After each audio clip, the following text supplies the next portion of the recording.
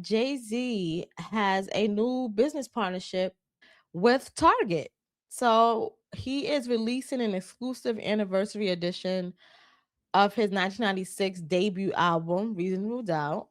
It is a good album, featuring commemorative packaging, a unique vinyl color variant, and previously unreleased versions of select tracks on the album.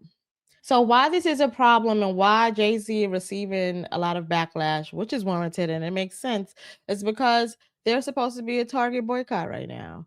And the Target boycott, which originally launched in 2025, was a coalition of grassroots activists in Minneapolis, civil rights lawyer Nakima Levy Armstrong, and Black Lives Matter Minnesota co-founder Monique Colors Dottie and Sierra Minnesota Annie Hustlin. These are some of the leaders who started this boycott. I have to make sure I say their names because they're Black women.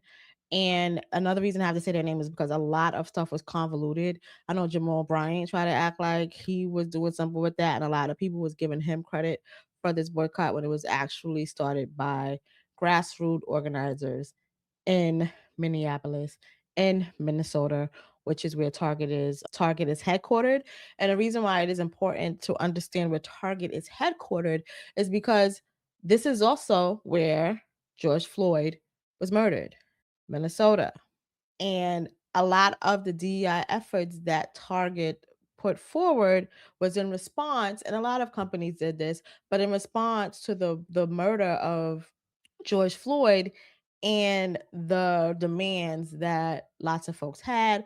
We were in our homes. This is during the height of quarantine and pandemic. Everyone is laser focused on this particular incident. So they had to act and they did this. So it's incredibly harmful for Target to not keep these programs because they are in the state of headquarters of why a lot of these companies did that. There was a federal, I think, executive order or something like that where Trump struck down a lot of DEI programs, but that was for federal funded programs, not private corporations.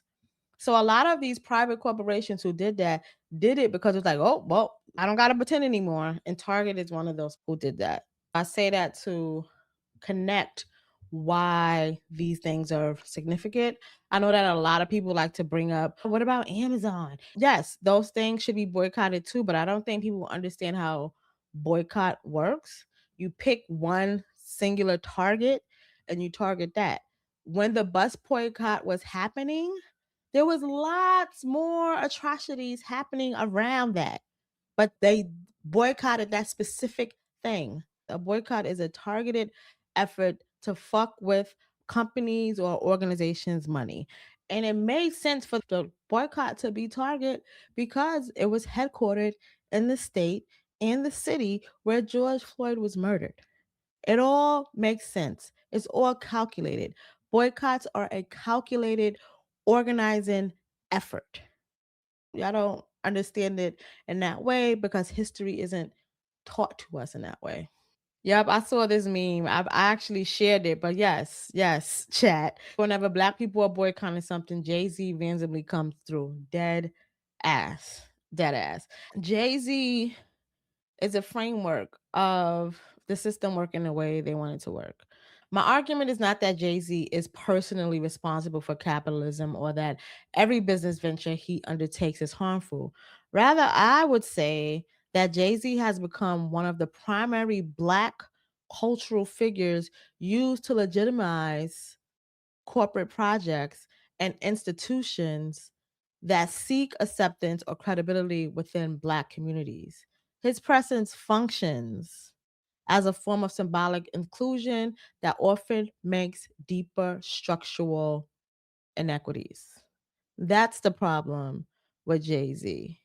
They use him because they understand that the symbol of Jay Z and they understand how much Black people think representation is important. They understand how much symbols are important for people. And that is how they tokenize Jay Z to push their agendas forward. I want to talk about Jay Z and the Black cool. Capitalism likes to bank on the coolness that is blackness, but not actual black people. That's another idea about how Jay-Z is used as a token in that way. He's cool, he has influence, he made it out the hood, he's a businessman, not a businessman. They tokenize that cool to fuck up shit that would be helpful for black people. And because Jay-Z don't care about black people, he care about money.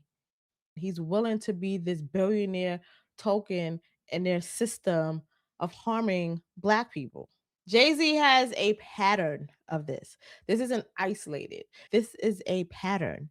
This is the, I would say, third documented time where Jay Z's cool, when Jay Z has been used as a token to harm black people and black efforts towards liberation. So the first instance is Barclays, Barclays Center in Brooklyn.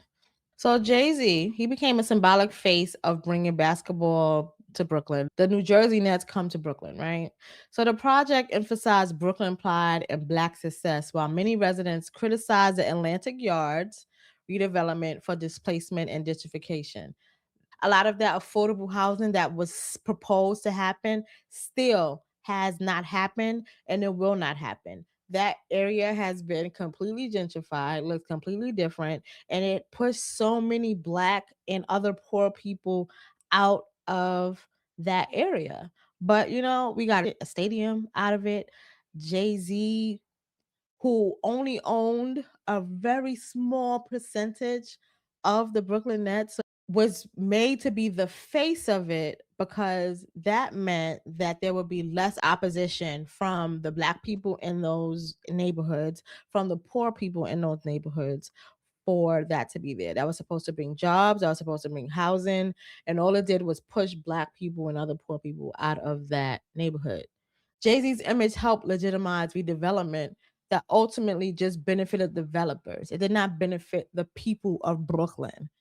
Out of the five boroughs, Brooklyn had the highest black population of all five boroughs. It is not by accident that now Brooklyn is one of the most gentrified boroughs of New York. Also, a lot of the neighborhoods that have been gentrified in Brooklyn were neighborhoods that were predominantly Black American. I see a lot of conversation about where the Black Americans in New York, a lot of them have been pushed out because they were in neighborhoods like Harlem. They were in neighborhoods like Bed-Stuy. They were in neighborhoods like Crown Heights. They were in neighborhoods like Park Slope. They were in neighborhoods like Clinton Hill. All of those neighborhoods are neighborhoods that have been highly gentrified and that are not the majority black anymore. And that is where the majority of black Americans live, in New York. Now we're all displaced, or we live in places that are not desirable, like East New York, like Brownsville. And then we have the places where a lot of black Caribbean folks live, which Flatbush, Canarsie. But that's why a lot of the black American, and I'm talking about black Americans who are from the South, are not in New York anymore because of a lot of the Brooklyn gentrification. And Jay-Z is a large reason for all of that shit. My second thing to bring up in this pattern of Jay-Z fucking black people over is the Colin Kaepernick situation. So if you don't remember, Colin Kaepernick was doing a protest. He would kneel when they did a national anthem because he wanted to raise awareness of state sanctioned violence against black people. Colin Kaepernick still has not been able to play football since. Also, there was a call for people to boycott NFL.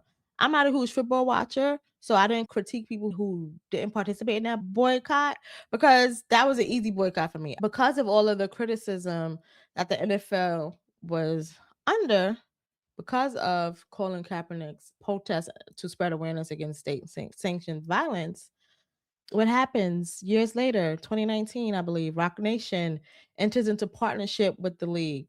Jay-Z publicly states that America has to move past kneeling. And he goes in partnership with the NFL, and he now runs the halftime show. But what is that doing for black people? We moved past kneeling, but what is the next thing? Because you never told us, Jay-Z, what the next thing is. What you did was they used you again as a fucking token to fuck up the boycott of the NFL and to also help with the image of the NFL. But it didn't do anything for black people. So they pulled you in to be their token, to be a op again, and you did it for money again. Who benefited more from the partnership? The black community or the NFL and Jay-Z? That's who benefited from that. And if Jay-Z's a billionaire and if Jay-Z's doing it, if Jay-Z from Monty Project could do this, I can do this too. And that's not true. He is selling you out. He's a sellout. He's a token. He's an op. And it just really annoys me that folks don't see that he's selling us. Honestly, we could say this to a lot of black billionaires. We could say this about Oprah. We could say this about Tyler Perry. But right now I'm talking about Jay-Z. So viewed individually, each partnership can be defended as a good business venture. But if we view this collectively, this is a recurrent pattern. When corporations, developers, or institutions need cultural legitimacy within Black America, Jay-Z often becomes the face of the project. Let's be that ass. He's not this amazing. Oh my God, he's so good at business. He's not. They just love using Jay-Z as the face because for some reason y'all worship him. Y'all think he's Jehovah. Y'all think he's the second coming of Christ. When honestly, all he is doing is exploiting black people over and over and over and over again and calling it black excellence. And I don't get why y'all are cool with that.